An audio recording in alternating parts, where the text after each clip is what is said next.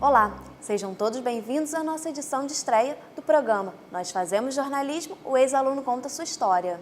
Sempre com um convidado que frequentou no passado os corredores do campus João Uchoa da Universidade Estácio de Sá, porque para nós o jornalismo é para a vida. Hoje temos a grata visita da Mariana Kiss, ela que é escritora e palestrante. O que te vem à mente quando você vê a foto da Isabel? Ela é uma fofa, ela é uma mãe.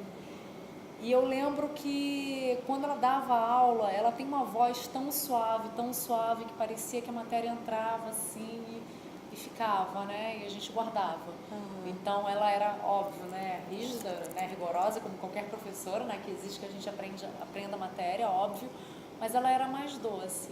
E quando você vê a foto do Milton Facim? O Milton Facim, gente, olha só. Ele não é facinho, ele é dificinho, tá?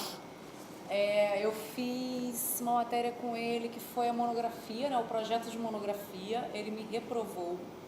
Não, na verdade, ele não me reprovou, eu que me reprovei, né? Porque o professor não reprova, quem se reprova é o aluno. É o aluno. Todas as provas que eu lembro que são mais teóricas, eu lembro de uma professora chamada Charbel Estrela, e que todos tinham um super terror dela, né? Porque ela era muito rígida.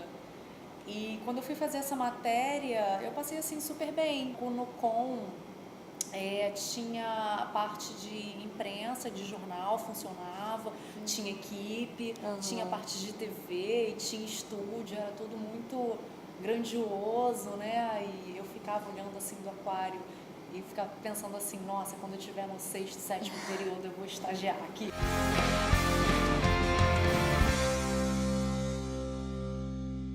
Mariana nasceu em Santa Teresa, onde mora até hoje, é casada e é a mais velha de 3 irmãos. Como foi a sua infância? A minha infância foi bem infância mesmo, né? Diferente da infância como é hoje em dia, que as crianças de 6, 7 anos já estão plugadas na internet. A minha não, a minha eu brinquei muito na rua, brinquei muito de escolinha, brinquei muito de casinha. Na verdade, eu fui criança até os 16 anos. Eu brinquei de boneca até os 16 anos. Eu não era retardada não, tá, gente? Na época eu estudava muito, eu lia muito, mas eu ainda tinha dentro de mim aquela coisa de aquele querer espírito, brincar. né, infantil. Eu sempre aproveitei muito bem as minhas fases, né? Como você se define? Eu me defino como uma mulher 365 mulheres por ano, né? Uma cada dia. Bom, para começar, eu sou geminiana, né? Então, geminiana é mais explosiva, mais comunicativa, e cada hora que é uma coisa diferente, cada hora que é um curso diferente, que é uma vida diferente. E eu sou muito assim. O que te fez mudar para a literatura? Bom, a literatura foi meio que um acidente na minha vida, porque quando eu cursava jornalismo aqui, eu fiz uma matéria chamada Multimídia com o professor André Felipe. Aliás, super beijo, você mudou a minha vida. E eu trouxe um conjunto de textos que eu tinha, que eu escrevia para amigas minhas, né? Olha, não chore por causa de homem, se supere, vai atrás do seu profissional, vai atrás do seu sonho. E foi ele que me incentivou a transformar esse material num livro. E aí que eu falei, professor, ele porque pode ser um diferencial para a sua carreira jornalística. Aí eu fui, organizei meu primeiro livro, né, que até inicialmente eu achava que ia ser uma comédia, mas depois ficou mais como um manual de autoajuda, comportamental. Essa aí é outra história. Então, eu acabei publicando o livro no mesmo ano em que eu me formei como jornalista, né, e na época eu não trabalhava como jornalista, eu trabalhava num banco e eu super queria seguir carreira bancária, para você ver como é que eu sou multi, né? Então, acabou que eu me formei. Não exerci diretamente a profissão, né? Vim a exercer a profissão 2 anos depois, quando eu comecei a escrever para site sobre comportamento e sexualidade.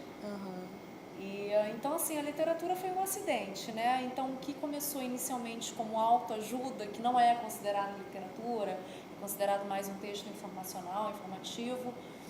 Depois, o meu segundo livro, sim, aí eu comecei a entrar na literatura, que foi um livro de contos e poesias provenientes das histórias dos leitores do meu primeiro livro.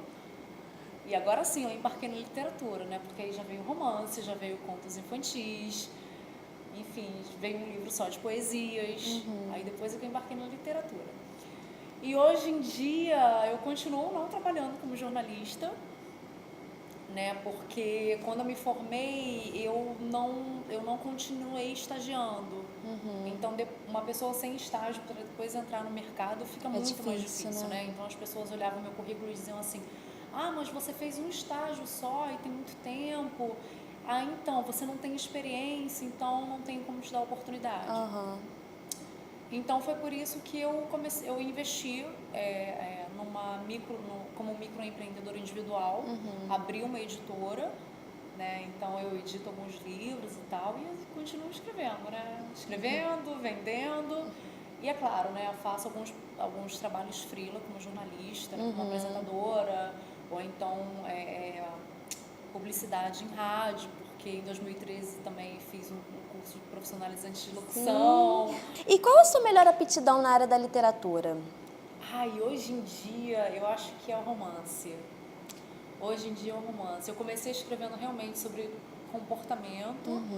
E foi muito interessante, porque quando eu comecei a escrever sobre comportamento, né, meu primeiro livro, Como Ser uma Mulher Solteira, o público achava que eu era psicóloga, e eu não era, eu era jornalista. Aí eu fui fazer uma pós-graduação em sexualidade e continuei escrevendo sobre o assunto. Mas quando o público começou a me dar o feedback, eu comecei a fantasiar. Aí sim entrei na literatura, aí vieram os contos, vieram as poesias. E agora eu estou embarcando no romance, que foi ideia de um aluno meu, porque eu também dou aula. Foi ideia de um aluno meu e esse romance é super lindo. Já está se tornando uma trilogia. Ai, que ótimo. E eu acho que atualmente eu estou melhor nos romances. Muito melhor.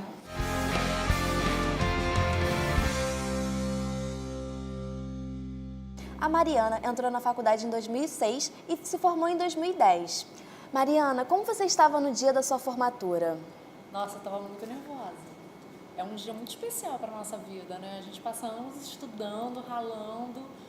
E quando eu cheguei lá no dia da colação, né, a Estácio fez uma colação incrível.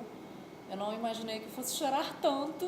Porque vem tudo na cabeça, né? Tudo que você passou, todos os momentos. Os alunos.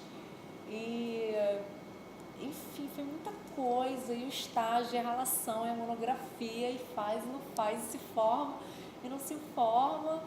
E eu lembro que nesse dia eu tinha acabado de chegar do trabalho, eu estava exausta, eu nem tomei banho.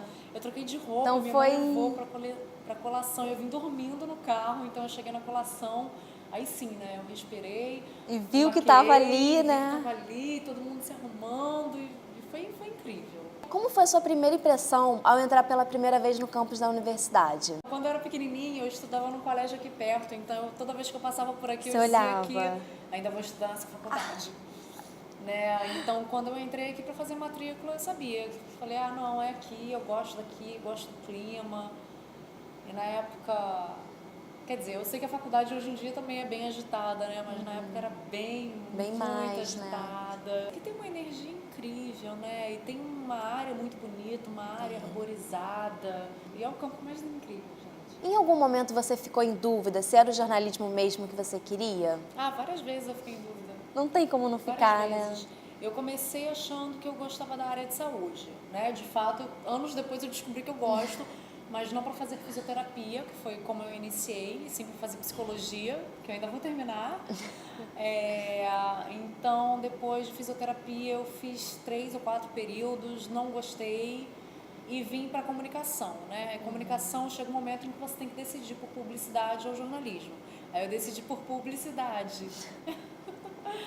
Só que aí depois eu vi que meu negócio era rádio, era de fato, né, estar à frente das câmeras e falar né? E produzir, enfim, aí eu acabei optando mesmo por jornalismo. Eu não me arrependo, porque eu acho incrível. Se fosse para indicar coisas ou episódios que mais marcaram a sua época de faculdade, quais seriam? Bom, primeiro foram as aulas de rádio com o professor Creso. Eu lembro que ele dava altas broncas gramaticais na gente. Então, tudo que ele me ensinou, eu trago comigo até hoje, né? E teve uma matéria chamada Telecine, que eu fiz com a professora Ana Paula, e nós gravamos um programa de samba. Foi a turma inteira que gravou um programa. O programa chamava-se No Embalo do Samba. Eu acho que ali naquele momento, à frente das câmeras, eu tive a oportunidade de sentir o gostinho, né, de como era, e falei, nossa, é isso que eu quero.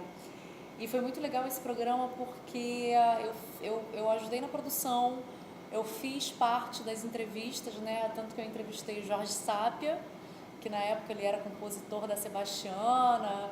Fiz uma matéria muito legal também na escola de Mirim da Estácio de Sá, e a madrinha de bateria era uma menininha com Down, né? Então foram matérias assim incríveis.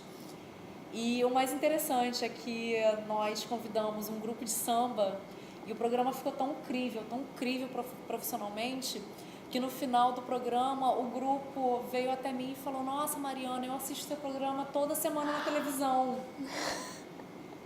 Aí eu olhei assim para a professora me deu uma piscadinha, nossa, muito obrigada, agradeço o seu carinho, enfim, esse programa não estava na televisão, o programa era só uma matéria da faculdade, né? Era tipo uma prova final daquela matéria em si. O programa nunca foi ao ar, mas foi um programa incrível, né? Porque eu me senti de fato a jornalista, a produtora. O bom desses trabalhos é que a gente coloca tudo em prática, né? Coloca tudo em prática. Foi como eu falei anteriormente, né? A Estácio é uma faculdade muito prática. Sim. Isso é muito bom, porque o aluno sai daqui e ele de fato pode escolher, não, eu quero a imprensa, eu quero o corporativo, eu quero TV, eu quero rádio. Sim. Entendeu? Porque aqui a gente pega muito bem todas as fases. Sim. E como era a sua relação com os professores? Chegou o momento de falar deles. Eu sempre tive uma relação muito bacana, professores incríveis. A Eliana Monteiro era uma professora que super viajava. Isso é ótimo, ela deu né? aula Que a gente... de cinema também pra gente. Enfim, tem professores que eu tenho muito carinho, a Isabel, a Charbelli. Eu nunca tive nenhum problema com nenhum professor, não, entendeu? O Franklin, embora eu não tenha tido aula com o Franklin também, ele sempre foi um super incentivador aqui para os alunos. O corpo docente aqui é muito bom. Francisco Aiello também. E os colegas? Os colegas, eu tenho amigos da época de faculdade até hoje. Ai, que ótimo. Amigos até hoje que eu vejo, que eu esbarro, que eu tenho contato, que foram no meu casamento. Aline, Marquinhos, Léo, muita gente incrível, né? O que você gostaria de voltar no tempo e aproveitar melhor do período que você esteve na faculdade? Com certeza a parte em que eu fazia estágio. Muito, porque me fez muita falta pro Faria meu diferença, profissional. né? Fez muita diferença. Mas na época que eu fazia estágio, eu também passei por um momento assim, familiar meio conturbado, porque minha mãe ficou desempregada. Né? Então, ou eu trabalhava, ou eu trabalhava. Não tinha outra opção. Optei por trabalhar até mesmo para poder continuar estudando. Né? Então, na época, eu não tive muita escolha, tive que ir para o mercado de trabalho mesmo.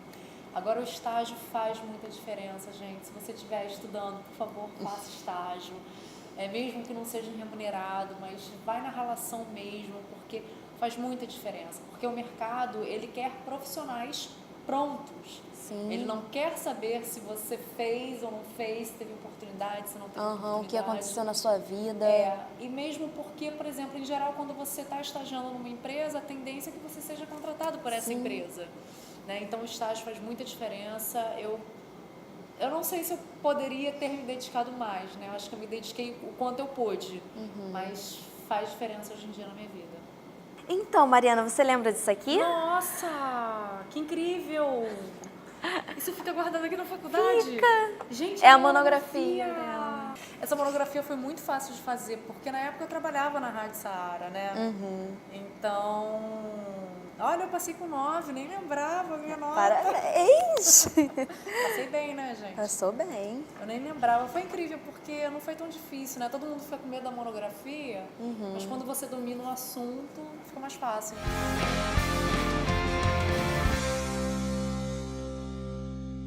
Mariana, você chegou a estagiar, né? Como foi?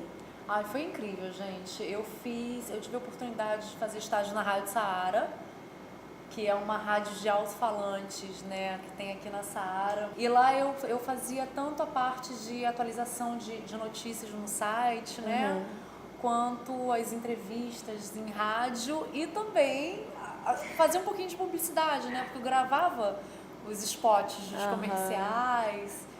E foi muito bacana, né? Porque eu adquiri esse jogo de cintura, de entrevistar, de fazer, de acontecer, de abordar o entrevistado. E eu digo que eu acho que quem trabalha com comunicação nunca deixa de estagiar, porque cada dia mais você aprende um pouquinho aqui, um pouquinho ali, faz um curso ali, se especializa aqui. Mesmo porque a gente está numa era digital e comunicacional, informacional, que é muito agitada, né? Muito rápida. Então, quando eu trabalhei como colunista, escrevendo sobre comportamento e sexualidade, eu também posso dizer que foi um estágio, porque, enfim, eu não tinha experiência nenhuma, tive a oportunidade de escrever, escrevia para 3 sites na época, e foi incrível, né? Porque o texto literário é diferente um pouquinho do texto jornalístico, e esse aprendizado, né, ficou, e foi muito legal, muito bom.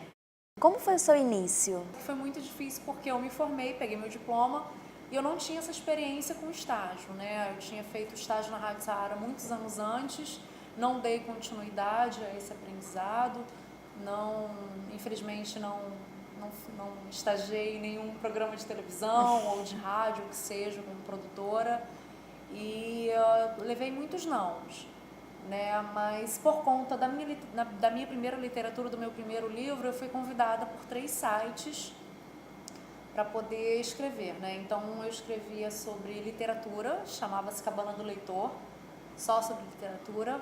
O outro eu escrevia para o Caderno de Educação, aí falava sobre sexualidade e comportamento para adolescentes. E o outro foi um site que agora já não está mais no ar, do Humberto Saad, né? Que eu tinha 2 colunas. Uma chamava-se Amor Livre, que eu escrevia para o público LGBT, e de Wanda Kiss, que eu escrevia para o público feminino. Então foi uma experiência incrível, né? Porque eu escrevia sobre 4 assuntos ao mesmo tempo e foi muito legal, né? E fora isso, eu passei a ministrar também num curso chamado Como se tornar um escritor, que aí eu falo sobre literatura, né, sobre processo criativo, dou umas dicas de escritaria, converso também um pouquinho com os alunos sobre o mercado, como é que é a publicação independente, publicação digital. Então esse curso eu ministro 2 vezes por ano no Polo Criativo. É possível identificar o melhor e o pior momento da sua carreira? Ah, é possível sim. O melhor momento foi quando eu fiz estágio mesmo, né? Porque eu, de fato, eu exercia a minha profissão como jornalista. E o pior momento foi quando eu entrei no mercado com meu currículo, enfim, com pouca experiência. Mas, em contrapartida, isso me acrescentou muito pessoalmente, porque as dificuldades estão aí, sejam elas profissionais ou pessoais. E eu acho que a gente não pode deixar se abater, não, entendeu? Principalmente quando a gente tem um sonho, né? Como o meu sonho é continuar publicando, continuar falando, continuar sendo entrevistada, mas também entrevistando. Eu estou dando continuidade aí aos meus projetos. O que é para você a literatura? A literatura é minha vida. Hoje em dia, o que me dá satisfação pessoal é a literatura, né? Infelizmente, profissionalmente, não é a literatura que me sustenta, porque o mercado cultural no Brasil, todo mundo já conhece, né? Se você não tiver um patrocínio, uma lei Rouanet mais o patrocinador, fica um pouquinho difícil de você publicar um livro de forma independente, né? É possível formular um pensamento sobre qual a importância da literatura na sociedade atual? Ah, claro! Gente, literatura tá em tudo, gente. A literatura tá na poesia, tá na cantada que você dá naquela menininha que você tá afim, né? Aquela cantada tem um quê poético, porque vem do seu eu lírico. Nas novelas que a gente assiste, tem os roteiros dramáticos, né? E drama também é literatura, os filmes, os roteiros de filmes. A gente pode também dizer que tem um pouquinho de literatura, as peças teatrais. Gente, o que é o Brasil sem cultura e sem literatura? Porque a literatura, ela dialoga com N outras formas artísticas, né? Se você olha um quadro, né, uma arte plástica, uma escultura, dali você tira um olhar, dali você tira uma inspiração, dali você tira um texto, dali você tira uma poesia. né? Você em casa, com o amor da sua vida, você tira uma poesia. Ou então você revoltado com a atual crise econômica que vem prejudicando o Brasil, dali você tira um conto, você tira uma crônica, um texto mais opinativo, né? Tudo é literatura. A literatura é expressão, né? Não apenas cultural, mas como expressão pessoal também, né? Muita gente pratica literatura e nem sabe.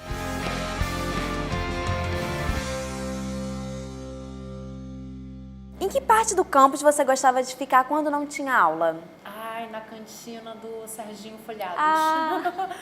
Na verdade, ali é Amendoeira, mas o Serginho Folhados, né? Sim. Então todo mundo ali se encontrava.